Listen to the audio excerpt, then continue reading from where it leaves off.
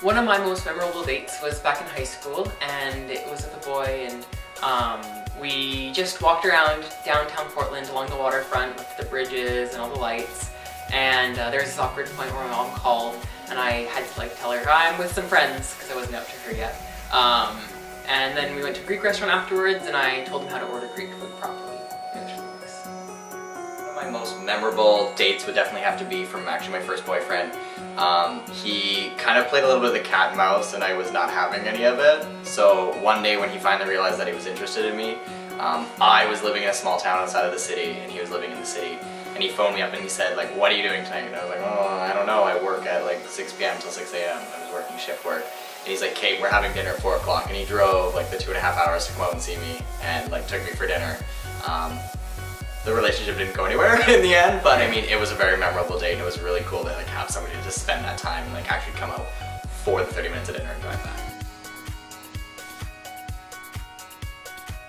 My most memorable date was with a guy that I was seeing on and off. He decided to take me to the fashion exhibit that the Museum of Vancouver was having. And the sweet thing about it is that I knew he had no interest in seeing the exhibit whatsoever, but the fact that he knew that I wanted to see it and went along and pretended to be interested and, you know, listened to me blab on about the exhibit, I thought was really sweet. And then after that, we just held hands and we walked along the seawall, and then we went to Carnival Island and had fish and chips. And I just remember it was just a really perfect, like, sunny day in the middle of Vancouver in the summertime. So all in all, it was just a really just smooth and perfect day. My worst date is also hilariously the most lucky date I've been on. Finally nailed this one day where we were gonna go out and hang out, and it happened to be the same day that my brother was in town. And my older brother then got me really, really drunk, kind of like a pre-drink before going over to this guy's house. So we both roll up to his front door, both of us kind of pissed.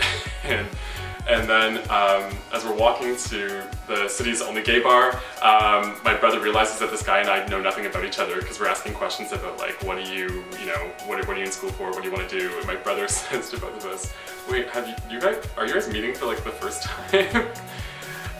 Anyway, thankfully the night went better, and the guy is now my boyfriend. And so my most memorable date, I think, happened actually on St. Paddy's Day while I was volunteering across Canada. And what happened was, it was the second date, and I was like, what's gonna happen? And he showed up at my volunteer house with a bouquet of wooden roses, actually. And I was like so taken back by it. I was like, what are these? And they're like, he's described them as wooden roses, and I was like, oh my god, what is this? And then everyone in my volunteer group was like wooing me and like, oh, go Alex, and I'm just like, whatever. So we went out, had dinner, and he drove around everywhere, and we just had a nice time. It was snowing, it was below 30 and freezing, so that's not fun, but the aspect of being warm and being with someone was, and so I enjoyed the entire evening from that.